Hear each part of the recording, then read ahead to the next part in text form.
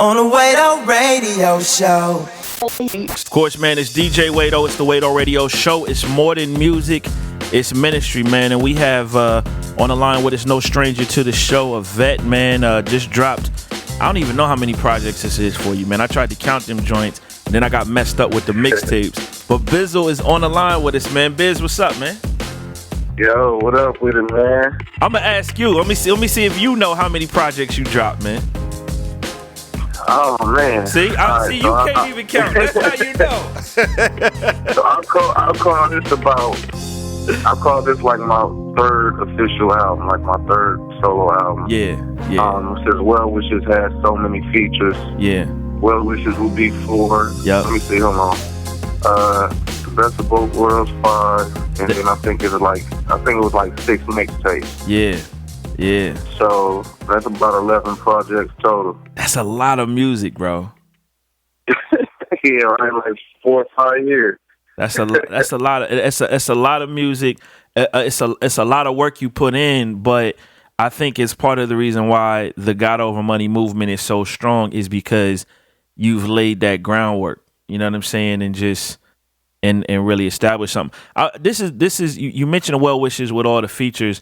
That's one thing that I thought was interesting about this project was you didn't have a lot of features on it, even though there's a lot of music. Yeah, man.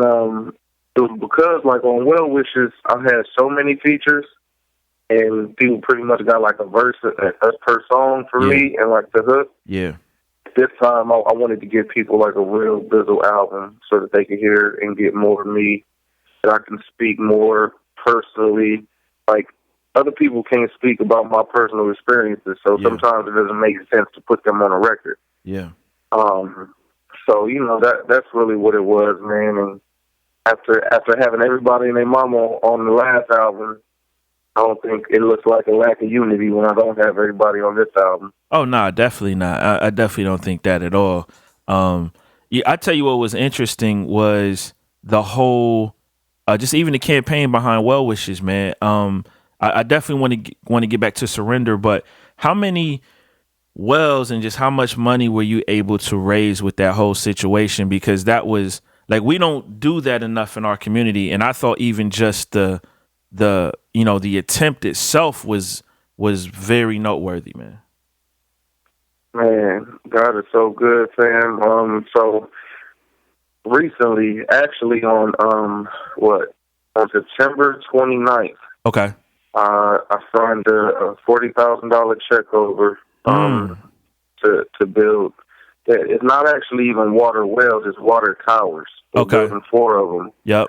Laying pipe in the whole 9, so that the whole village will have water, clean water for years to come. So, man, I was telling somebody the other day, I was like, yo, I almost start crying when I walked out the bank, because I'm like, and it's just a testimony to how good God is and what He's capable of. Because for me to come from sleeping on people's floors and living out of my car and being the one who needed the help, and now God has me being the one to help others. That's something that only He could do, man. So I'm glad that He's just been faithful, and He gave me the vision, and it came to pass. So I'm just ready for the next one, I guess. But we raised. So we sent 45,000 total, and then we had like an extra 13,000 left over right now. So that's sitting in the account. I haven't spoken on it, but we're using that to launch a nonprofit so that we can continue to do good works in the earth, man. Man, that's encouraging, brother. Congratulations on that, dude. Man, thank you, man. To God be the glory. Man, I wanted to talk about this because sometimes things happen and then it's like it happens in the moment and then we don't talk about it again. And I was just like, yo, I know there's a lot of people that bought that project, I get a lot of music free. I bought that project. I sent money to your church for this reason. And I was like, man, I want people to know the good works that's coming out of this, man. And that's a great testimony, man. Man, What's going to be the name of the hopefully I'm gonna be nonprofit? able. That's what I wasn't trying to say. I'll tell you what. You just don't. It can't be in no airlines or nothing like that. We just let it be a very small part, so I could really launch it officially. Absolutely. Later on, but it's going to be called or it is called the Paper Planes Foundation. That's what's up. And the idea behind it is really. It's like part of the logo is a dollar bill folded into a paper airplane, and it's just showing what we can do. Our little what we consider small money. You know what I'm saying? If we would fly it overseas, it can do miracles. You know what I'm saying? But we just have to care. Yeah. That's powerful, man. That's powerful for people that don't even know, don't realize where your heart to build these water wells in Africa. I mean, we talked about it last time you were on, but just maybe for people that didn't catch that interview, man, just give them just a little snippet of why your heart was so pressed towards Africa and those water wells, man. Man, well, one, I went out there, I talked to a lot of people, and don't get me wrong, like every place in Africa is not poor like that. You know what I'm saying? Yeah. They got some big cities over there, bro. Yeah, they do. Like big Johannesburg, like New York, and Cape Town, like LA. Yeah. But man, so I was talking to this lady her name is Christine Gar from Kutju, which is the nonprofit that we're working with for the whales. She was telling me about this village in Mozambique, man, and that their water was so bad they couldn't grow any fruits or vegetables with it. They couldn't drink it. She said that the children die at such a high rate that a lot of mothers don't even name their child for the first year of their lives. Wow. Just because they don't want to become attached to that child, man. And then the child died. And that broke my heart so much, man, because I feel like we take a lot for granted out here, man. Yeah, so and, even our poor have water. Even you know what I'm saying, like a poor person can walk up to McDonald's and get a cup of water. Yep. So I don't know. I mean, God is a God of everybody. He's a God of this whole world. It's like it's not just America. So if we were created by the same God as those people out there whose children are dying because they have no water, like how can we not do nothing about it? So I mean, and specifically, I was asking God, like before I even thought about the water wells, I knew I wanted to give to something. I just didn't know what it would be. So I was praying to God about it, and then, I got in that word, and then I was reading about Jacob and Rachel with the water well, and that's when it hit me, and I started doing my research, man. Everything came together from there. Man, that's good, bro. That's good, man. It's so encouraging, man. That story, prayerfully, again, this whole thing that you've done will just encourage other people in our scene, self-included, to find something to give back to support, because that's ministry in and of itself. I'm just blessed to be a part of it, man, and man, to see it come to pass, like, yeah, you know what I'm saying, from having a vision in the beginning, and then we had some hard times in between then and now because my family is supported by music. Yep. So when you're the only album that when your latest project you see nothing from, it forces you to make do with the album you dropped 2 years ago is what's feeding your family. You know what I'm saying? So it's God definitely, he tested that God over money in me, I'll tell you that much.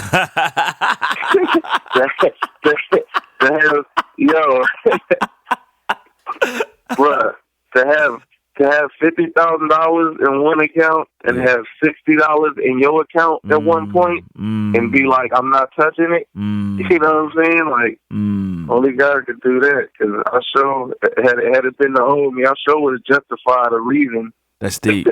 You know what I'm saying? God don't want you to starve. Yeah. God wouldn't have you, his servant, You know what I'm saying? Like, but man, we stayed faithful.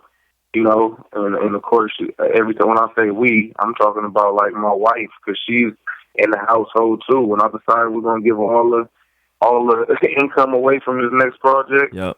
you know, it affects her too, man. So I'm just glad, man, God was able to use us. Man, your wife is ride or die though, man. I know she wasn't. You know what I mean? She riding with she you, really bro. is. She really is, bro. Yeah. I'll be telling. Somebody asked me, it was like, "Yo, how your wife feel about songs like Feel Good and Send Them?" I was like, "Yo, she don't ride her, cause she don't be." she makes me feel like I can't ride them, and sometimes I don't feel comfortable playing them in front of her. Yeah. You know what I'm saying? Yeah. But you know, sometimes you got to choose between, okay, are you going to tell God's people what you said you were going to tell them, or what He told you to tell them, or and your wife getting upset, man, but she don't be spazzing on me. She be holding me down and Wow. and let me tell the truth. Do you let her hear these before they come out? Like, how do you even with those two? Like, how did you even present those to her? Man, I let her hear everything. Before I was saved, like, you know, we've been together since 2000. Yeah. She's always been my A&R. Like, she's heard every record before it dropped. And okayed it.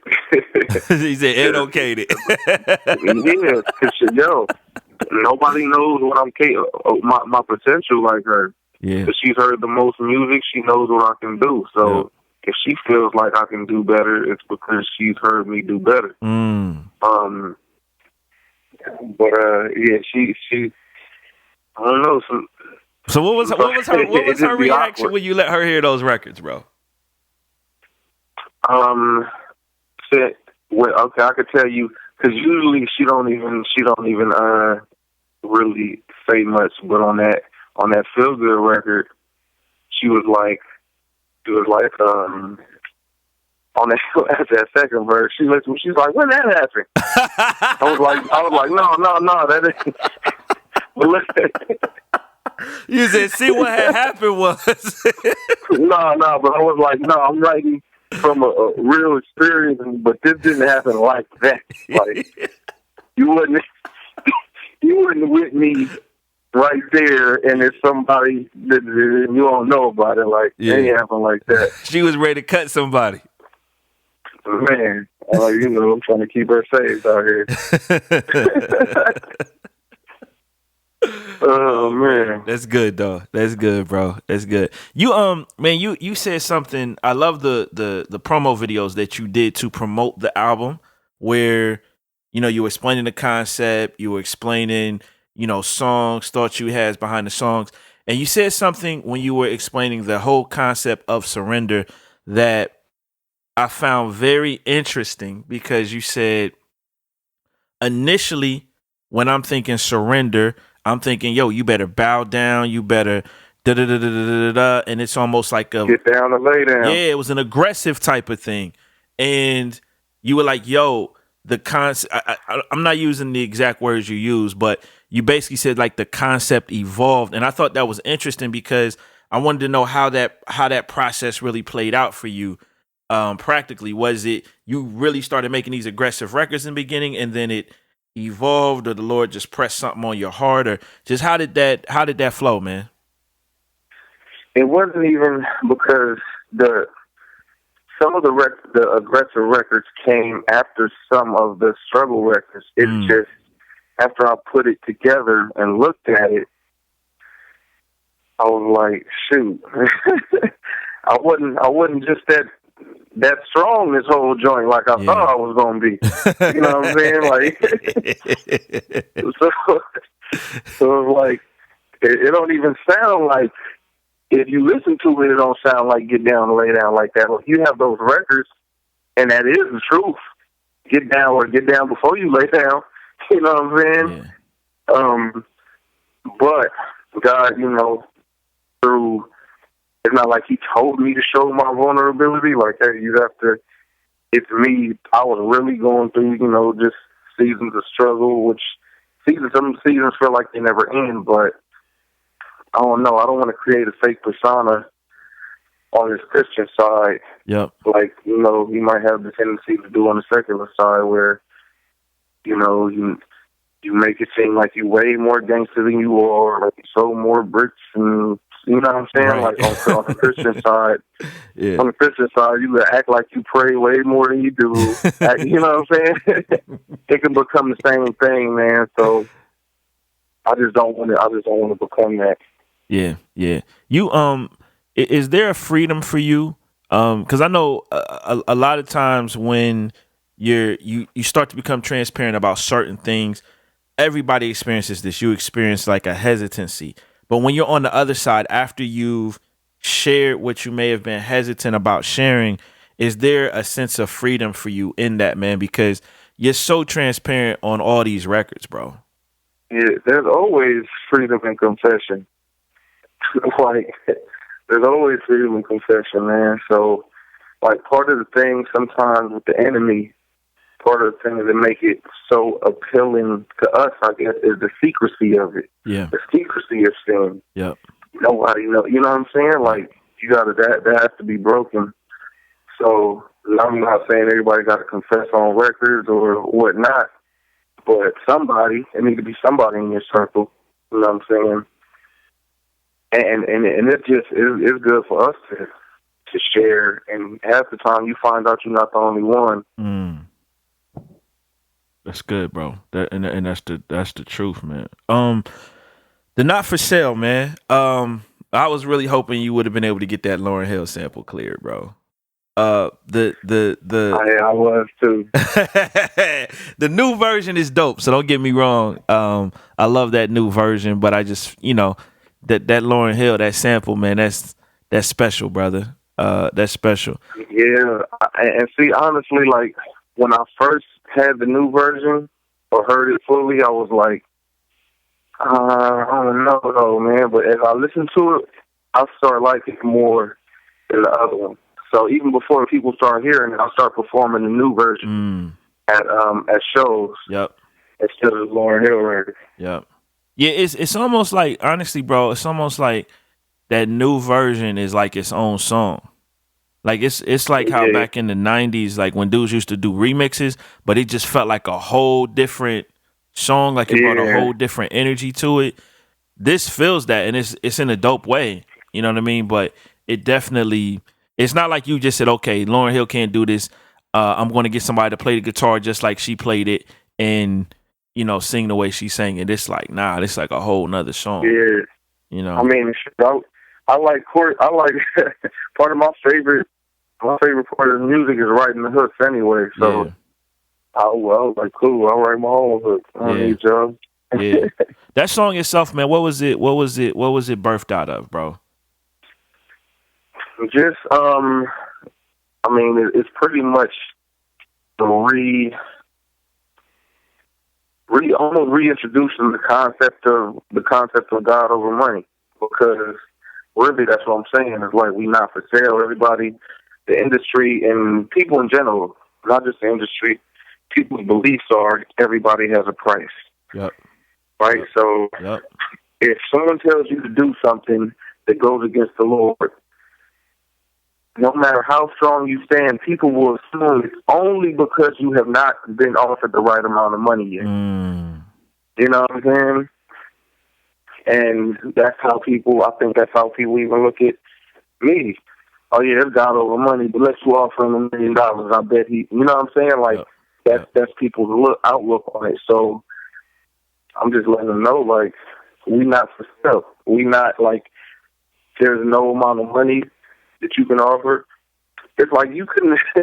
The funny thing is, which a non-believer probably wouldn't understand, you couldn't pay me to sin against God, even though I do it on my own for free.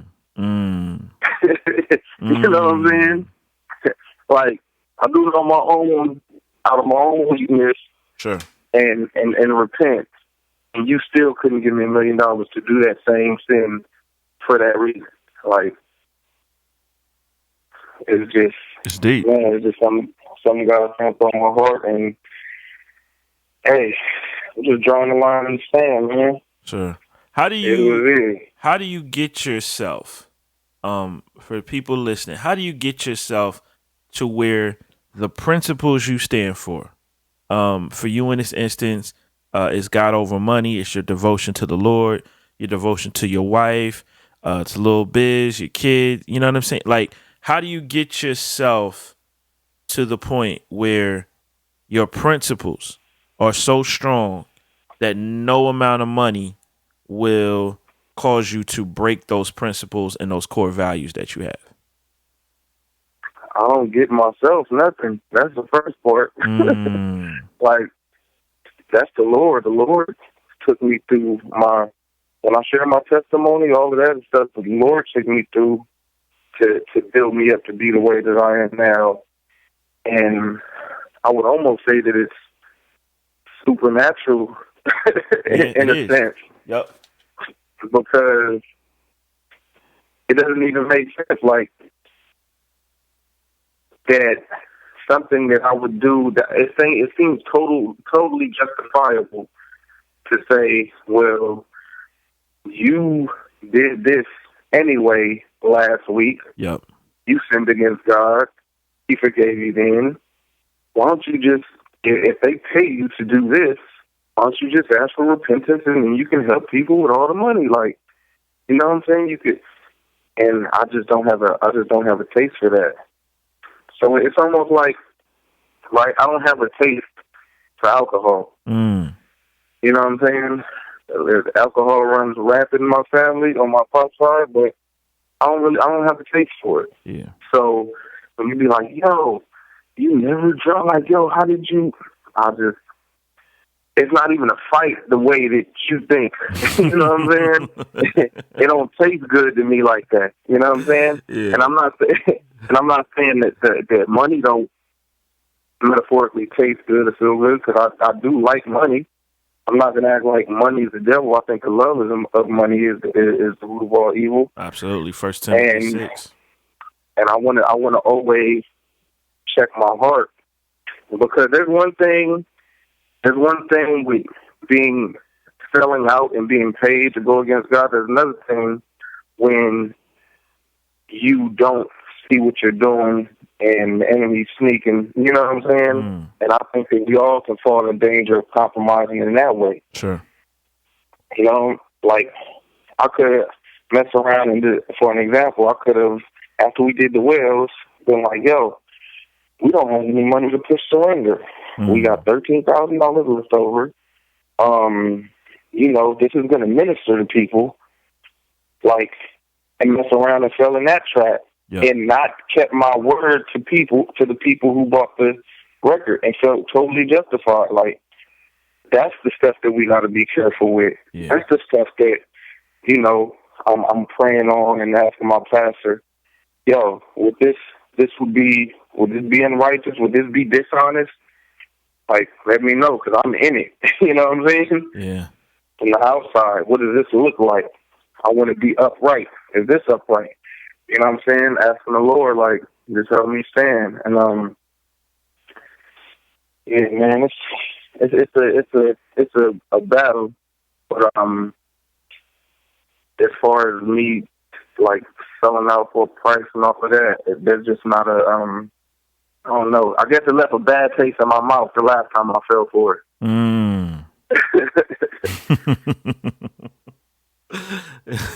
See, I don't want to go down that road again. Yeah, I'm kind of cool.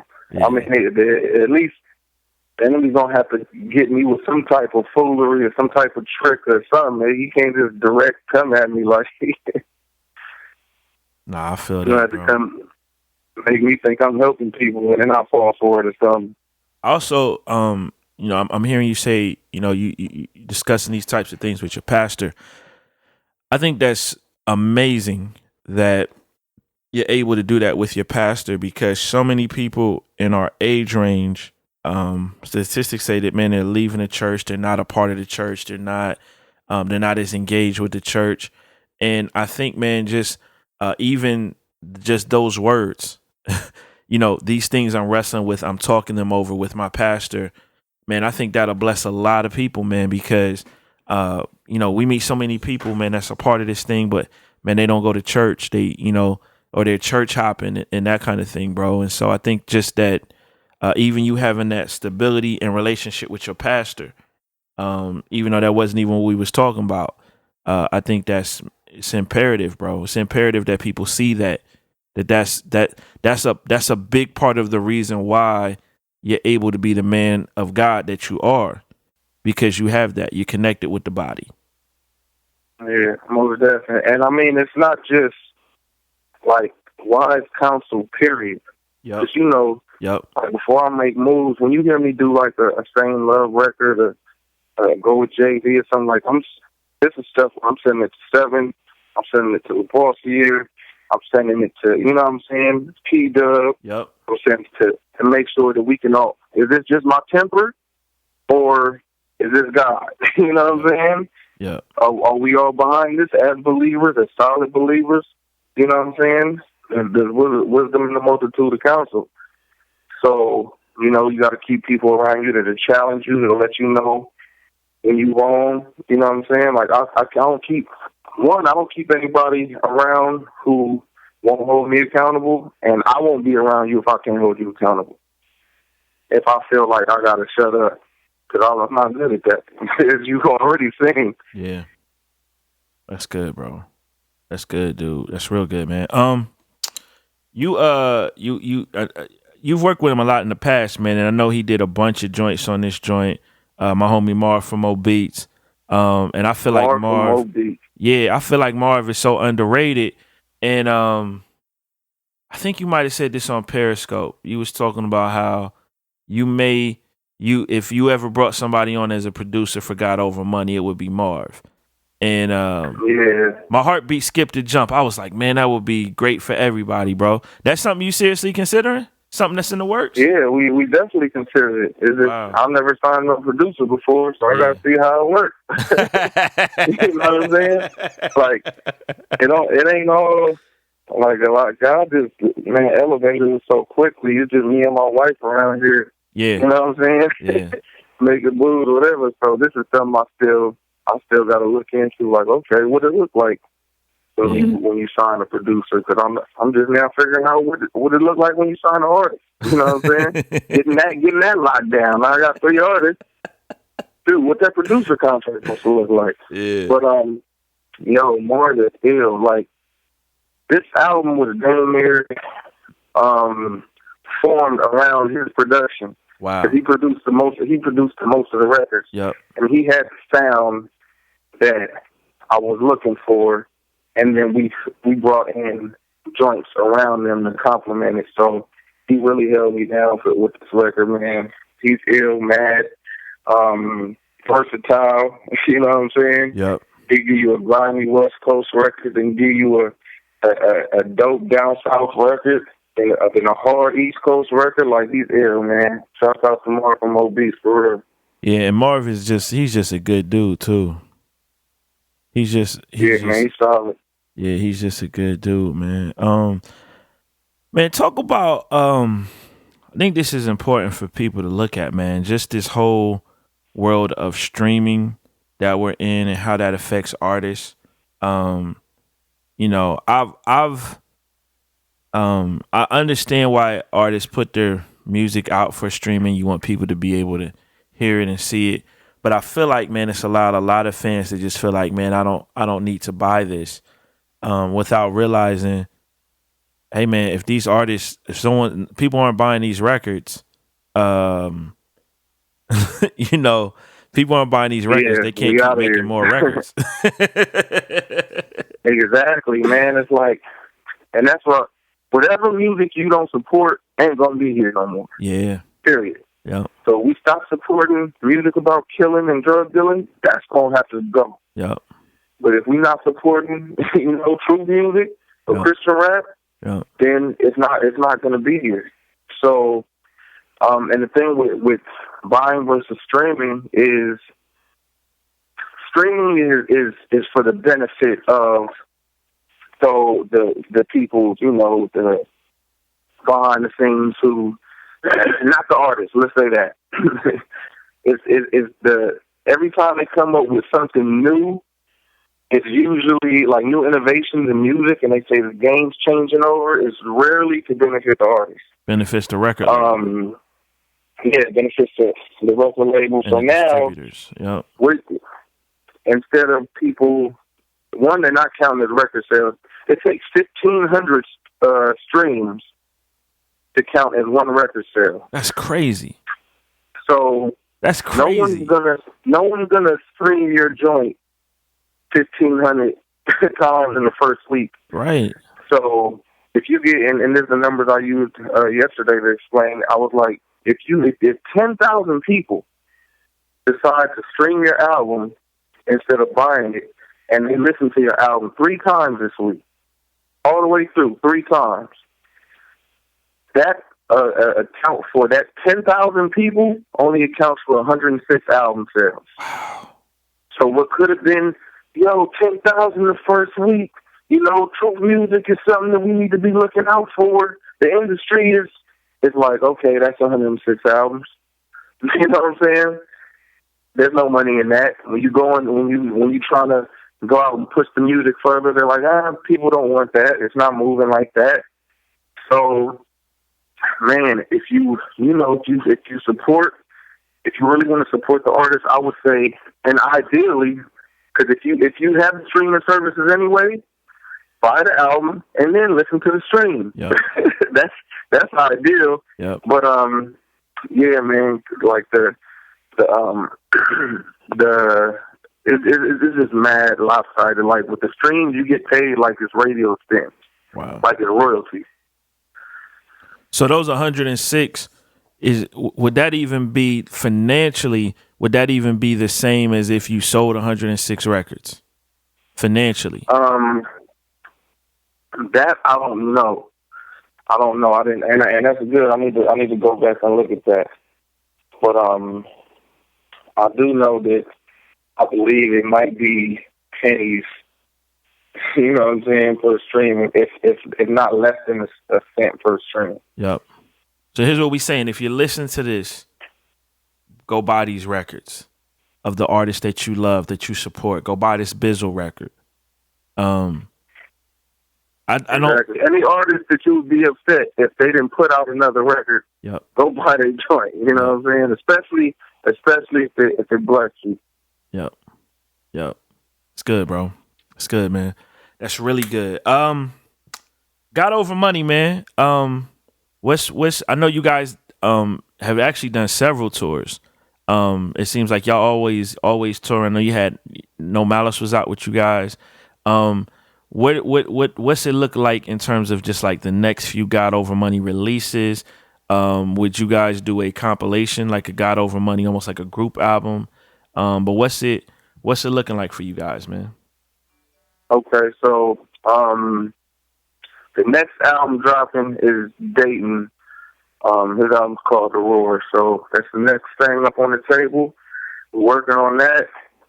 The joint is already bananas, like more crazy than I thought it was going to be, honestly. Really, like, Dayton's a monster, dog. So yeah, right now we're working on that, and then after that, it's Say La, you know what I'm saying? Say La the Corner about to come and knock their joint out the park. I'm not gonna give y'all the title of the joint yet, but yeah, them two are dropping next, man, and who knows, y'all might get a Martyrs in the Making album. Martyrs in the Making, huh? Yeah, man, you gotta keep it going with the group. Yeah, I feel that. So y'all, so let me ask you. So are y'all you and Bumps? Is that like a official? That's an official group. No. Marvin the Making is whoever is on Got Over Money is gonna be. Oh, the Got Over Money. I got you. Yeah. So, like he was just the only one on the label at that when time. the first I one got dropped. you. I didn't. Okay, I'm putting it together now. I'm with you. Yeah. So it's pretty much a Got Over Money project. So that sounds like we're gonna get one. That's what that sounded like. Yeah, most likely. Yeah. Most likely. Yeah, we're gonna get a joint. Oh yeah, because I forgot two had everybody on that joint. I forgot about that. I'm thinking of just one in my mind, but two had everybody on that joint. That's good, man. You thinking of touring this year too? It seems like everybody's running these tours now, man.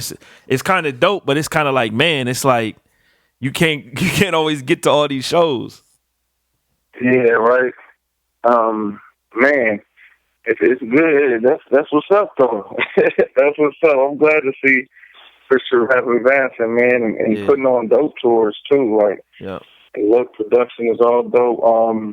So I'm trying to get out maybe the end of January, maybe February. Start touring. Yeah, that'd be good, bro. Well, Biz, man, this is always a pleasure, my man. This is always good to get it in, man. Congratulations, even on the iTunes. I don't know if the Billboard has come out yet. It may be out by the time we publish this interview this weekend. But man, just congrats on everything, brother. It's been, as I've told you several times, man, it's been dope to see your career evolve and see what God has been doing with it, and the thousands, if not millions of people that you've been able to touch with this message, man. It's just been encouraging, bro. Man, praise God, man. I appreciate you having me as always, man. And we'll see what God do, man. I'm doing good so far. Family doing good. I can't ask for nothing more. You can't ask for nothing more than that, man. That's good, bro. Appreciate you, man. All right, so God bless you. On the Way Radio Show. On the Way Radio. On the Way Radio Show, where it's much more than music, it's ministry.